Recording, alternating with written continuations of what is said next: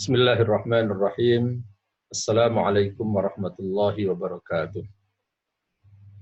Para pemirsa yang semoga senantiasa dirahmati oleh Allah Subhanahu wa taala. Dalam video pendek kali ini saya ingin berbicara tentang nadhariyatul mal, pandangan Islam tentang harta.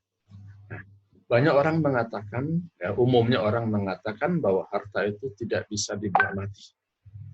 Ya, harta tidak bisa dibawa mati. Kira-kira ini sebenarnya benar apa tidak sih ya? Ya, kalau saya pribadi sih ya bisa bilang ya ada benarnya tapi nggak 100% benar, ada salahnya tapi ya nggak 100% salah. Ini kan bukan ayat, bukan hadis, ini kan cuma kata-kata orang.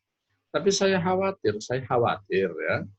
Jangan-jangan ini tuh apa ya, slogan dari orang-orang non-muslim atau orang-orang kafir atau penjajah Belanda. Sebab gara-gara ini akhirnya apa?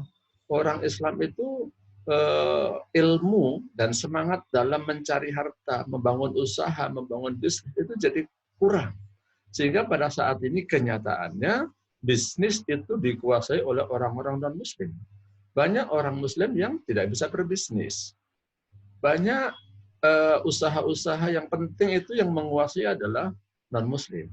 Nah, saya khawatir sekali lagi, mudah-mudahan sih kekhawatiran saya ini salah. Nah, saya kira-kira pada kesempatan kali ini ingin sedikit meluruskan lah ya. Ingin sedikit meluruskan bahwa kalau menurut saya harta itu bisa dibawa mati.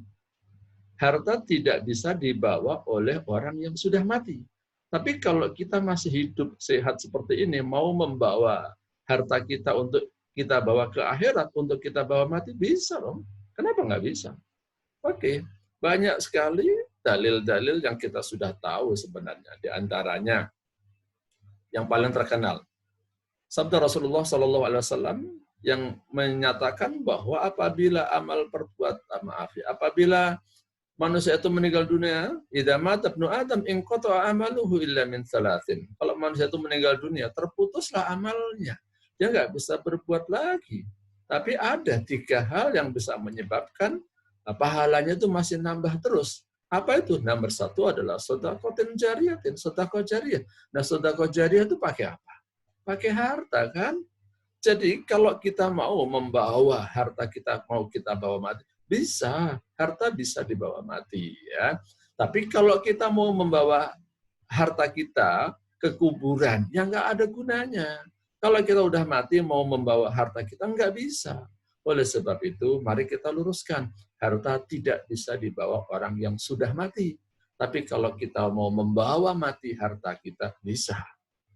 Ya, Rasulullah SAW juga menjelaskan bahwa harta manusia itu kan ada 3. Yang dimakan, maaf, nanti jadi kotoran. Yang dipakai, nanti rusak. Nah, satu lagi apa? Yang disedekahkan, itulah yang benar-benar dia akan nikmati di akhirat. Oleh sebab itu, kalau kita kepingin harta kita bisa kita bawa mati, mari kita sedekahkan.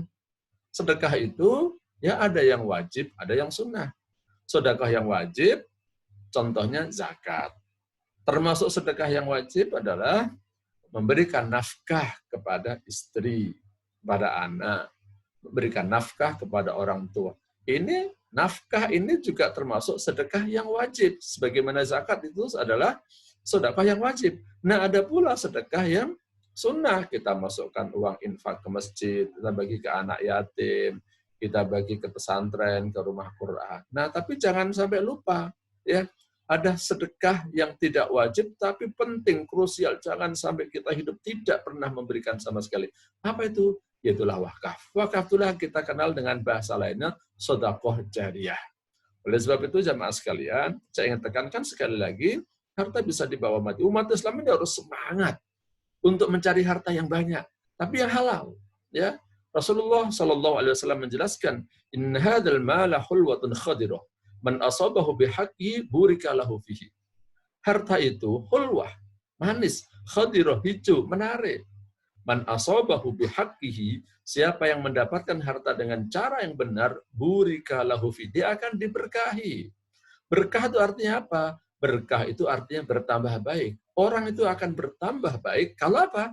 Kalau dia mendapatkan harta yang halal. Harta itu akan membawa keberkahan kalau apa? Kalau mendapatkan harta yang halal. Makanya saya sering sampaikan dalam ceramah, carilah harta yang halal, walaupun banyak. Nah, jadi yang penting halalnya dulu. Halal walaupun banyak. Jangan dibilang halal walaupun dikit. Nanti dapatnya sedikit. Halal walaupun banyak nggak apa-apa. Yang penting halal. Nah, ada banyak orang mengatakan, kalau kita cari duit dulu itu hubud dunia. Nah, sering saya tanyakan kepada jamaah saya, kalau kita mencari harta, itu sebenarnya urusan dunia apa urusan akhirat? Banyak orang mencari harta untuk kebutuhan dunianya. Nah, saya sering bilang, kita sebagai seorang muslim kan sudah tahu, wa ma khalaqtul jinna wal insa illa liya'budun. Manusia itu diciptakan oleh Allah Subhanahu wa taala untuk beribadah pada Allah. Jadi kalau bagi saya, mencari harta itu bukan untuk memenuhi kebutuhan hidup.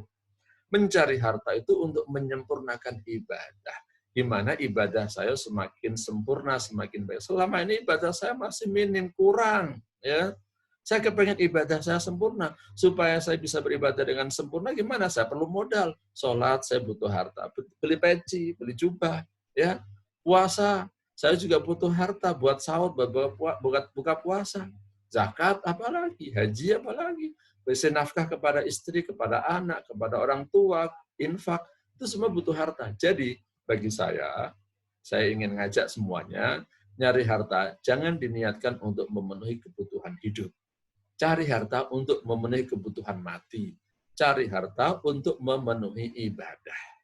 Ya, kalau kita cari harta hanya untuk memenuhi kebutuhan hidup, rugilah. Cuman buat makan, minum, pakaian begitu sayang. Ya, mari kita luruskan. Jadi insya Allah kalau konsepnya seperti ini, saya bisa mengatakan harta itu bisa dibawa mati.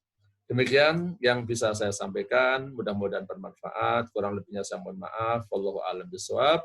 Saya Muhammad Sofwan Johari. Kalau ada salah-salahnya saya mohon maaf. Kalau ada yang salah dari statement saya silakan diluruskan. Ya, kalau ada yang benar datangnya dari Allah Subhanahu wa taala. Mudah-mudahan Allah memudahkan umat Islam untuk menguasai perekonomian. Kita semua mudah-mudahan mendapatkan rezeki yang banyak, tapi halal. Yang halal walaupun banyak nggak apa-apa. Tapi kita cari harta bukan untuk memenuhi kebutuhan hidup di dunia saja.